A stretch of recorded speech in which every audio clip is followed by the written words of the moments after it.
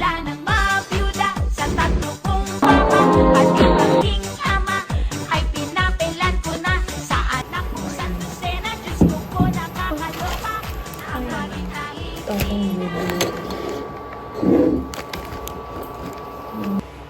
5 days stay duty ko kayo. Ang Friday ko. Hiyam-hiyam tapos pagkaman. So, first. Ngayon yung first night ko. Ang mga kailangan kong gawin today bago pumasok, mamaya. Or, papalodin. Magdala ko ng uniform kasi wala na akong magagamit. Pero mamaya mag-stop na lang ako. So, kailangan makapagpalodin ako. Kailangan makuha ko kagad lodin ko ngayon para may magamit ako yung uniform mamaya. But for now, nagluluto muna ako ng breakfast.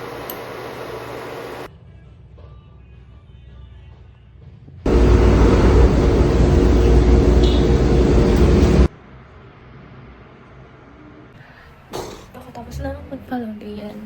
Kuha ko naman siya kagad kasi self-service lang, mas madali.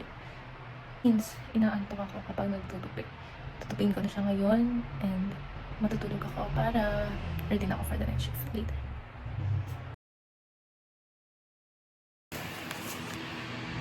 Hindi ako nakatulog.